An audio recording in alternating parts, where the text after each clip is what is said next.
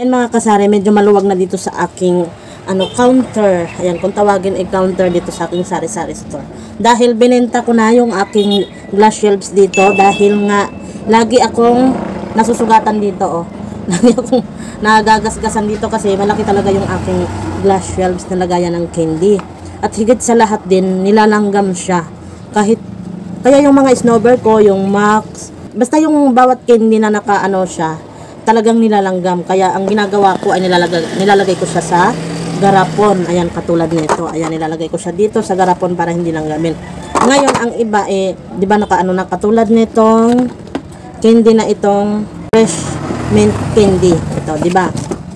Maayos naman yung packaging niya. Hindi naman yung parang sa snowbird na inano-ano lang. Kahit ito mga kasari, nilalanggam pa din. Yung itim na langgam at saka yung pula na langgam. Ang tawagin dito sa amin lumigas sa Bisaya. Yan. Kaya ang naisip ko, ibenta na lang yon para kahit medyo na rin naman yon. So binenta ko siya ng so binenta ko na lang yon. Wag niyo na lang tanong magkano yung aking benta. Yan. So kaya ayan ang rason, kaya medyo maano-ano na dito sa aking counter. So ipapakita ko rin sa inyo yung mga iba kong nilalagyan ng mga candy ito.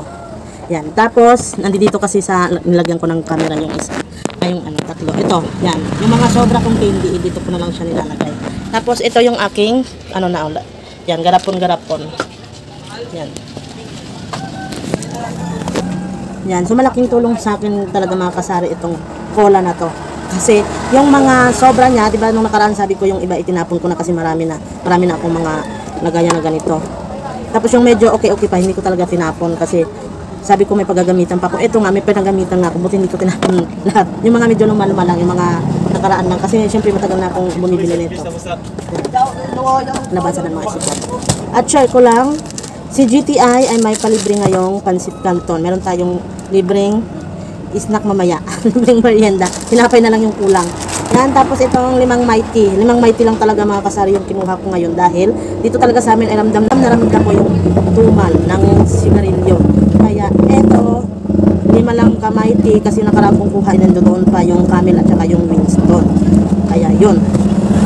Akala ko nga dito lang sa akin yung tigtumal ng sigarilyo. Marami na pala akong nakabalitaan din sa aking mga kasari na yun nga medyo tumumal yung yosi ngayon. Dito sa amin talagang tumal kasi ng sigarilyo dahil nga nauuso na dito yung sigarilyo na smuggled. Ayun. Kaya wala naman tayong magagawa nagne-negosyo din yan sila. Bahala na sila dyan. Ang importante tayo lumalaban ng patas. Diba? So ayun yung aking update lang ngayon kung bakit binenta ko kasi baka may magtanong. Ayan. So ayan, maluwag na yung aking counter.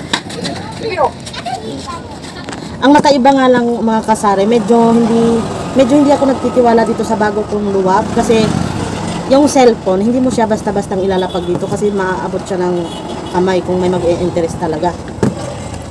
Unlike doon sa may glass shelves pa ko dito, medyo harang kasi siya Medyo naharangan yung ditong space niya. Yan, naharang ng aking candy ng glass shelves. Kaya ang cellphone ko, kahit dito lang nakalagay. Pero ngayon, hindi na pwede yung yung parang maglalagay kung saan-saan ng mga loader na cellphone kung dito kahit saan kasi feeling ko talaga abot na abot talaga siya ng tumer kung makaano ka lang saglit. Kaya yun medyo unsafe din na binago ko. Pero yaan nyo na. Ganun talaga sa buhay, kailangan may pagbabago. Kaya ayan, update na lang muna. Pero dito parang nagbabalak din naman ako to na harangan. Pero iba yung ihaharang ko. Basta mag-update lang ako kung ano yung idadagdag ko dito. Pwede din naman mga garapon lang. At least lang yung hindi maano talaga ng kamay. Katulad nito Kasi kung wala din tong ballpen at saka itong tupper na to, ansip din dito banda. Talagang yung barya ko din makukuha. Ayan Kung malingat ka lang saglit. Ang technique ko, hinalangan ko siya nito. Yan, para naman hindi diretso. Merong harang. Kumbaga hindi magkakaroon ng temp ba ang tawag doon? Masakit sa mata. Tignan yung barya. Ngayon, dito, hindi ko na lang muna siya nilalagay muna ng harang kasi nag-ano pa ako sa view kasi kung pag-vlog, yan, okay siya. Dire-diretso lang lagay ng aking camera dito sa lagayan ng candy. No hassle. Ngayon, itong resibo. Si GTI ngayon ay nagwa-warning. Meron akong pinirmahan ngayon kay GTI na Wala talagang ibang maniningil kung hindi sila. Kasi nga nauuso na dito ngayon yung mga scam, di ba? Yung mag-uniform ng GTI, hindi naman sila. So, kailangan dapat kilala mo yung ahente mo ng sigarilyo. Kasi may naniningil daw ngayon ng hindi naman ano sa kanila. So, ngayon, ang inano sa akin kung anong petsa ang pagpunta nila, iyon lang daw. Tapos, syempre, kilala ko naman yung aking ahente sa GTI. Yung PMFTC mga kasari, talagang hindi na muna ako kumuha doon. Magbabalita lang muna ako sa inyo ngayon. Magmamarites. Hindi na ako kumuha muna kay PMFTC talaga kasing bagsak na ang aking sale sa Marlboro, Jackpot, More. Yan, wala na talaga yung naghahanap dito sa akin ng mga ganyan na sigarilyo. Buti nga yung GTI, yung Winston, tsaka Camel, Mighty, hinahanap pa eh. Pero yung mga pang PMFTC talaga ng mga sigarilyo, wala na.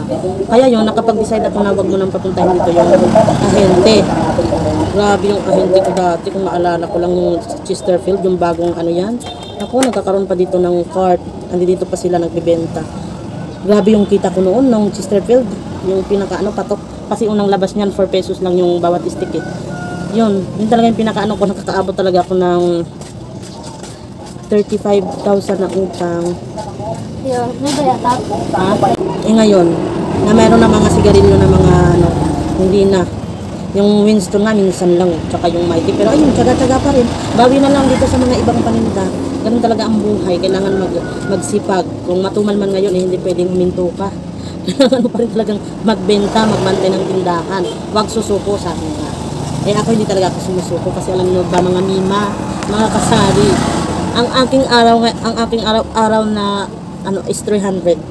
Sinusweldo ko sa aking sarili pero hindi naman nagagastos, hindi naman nagagastos. Iniipon ko kaya yon, meron akong sweldo na 300 a day. Kaya iniipon ko naman yon. Hindi ko naman basta-basta lang ginagamit. May ginagamit ako, ayan, gusto ko kasi ng panibagong gold na naman. Sa January or December kasi yan talaga yung sale. Kailangan ko talaga merong ipon kasi gusto ko talaga meron na naman akong ma-invest. Meron na, yan, kwintas. Sing-sing, may sing-sing ako na doon. Hindi ko lang sinusuot kasi sumasabit. Nangihinayang ako doon sa design. Tapos yung aking bangle. Yan. Gusto ko naman ngayon ay gusto ko magbago ng kwintas. Sana ay matupad yung aking kaya yung hindi pwede magpatamad-tamad, hindi pwede yung tumal-tumal na salita kasi kahit naman anong tumal meron at meron din namang bibili kahit isa o dalawa, tatlo, lima lang yan. At least meron pa rin. Kaya ano lang, sabi nga think positive lang. Hindi pwede yung ano, yung panghihinaan ng loob. Lalo na sa mga baguhan magtindahan. Nako, wag na wag talaga kayong sumuko. Kasi ganyan na ganyan ako na nag-uumpisa. Lahat naman tayo nag-uumpisa eh. Hindi pa talaga ano, kilala. Kaya habang tumatagal, yun, galingan natin. Kaya, yun, napahaba na naman ang aking kwento sa inyo mga kasama. Marami pa akong ganap-ganap. Ayan, meron pa ako dun sa TikTok shop. Yan, marami pang ganap ang buhay ng tindera. Kaya sana lang makapag-update. Pero at least nag-a-update. Ayaw ko naman na mawala dito sa ano, sa inyo. Kailangan dapat nagpaparamdam pa rin tayo. Ayun mga kasari, hanggang dito na lang yung aking vlog. Basta nag-update ako talaga sa inyo. Kwento lang ako ng may pagbabago dito sa aking harapan ng tindahan. Dito sa mga gara-gara po na ito. Yan, at least maluwag na siya. Dito sa kabila. Antayin nyo yung aking bagong garapo na order. Kasi, ganito kasi ang kwento ka. Ay, ano ko na lang ikukwento sa pangalawang vlog na lang. Pag dumating na yun, yung garapon, tsaka yung mga gamit. Ito putulin ko na muna. Bye-bye.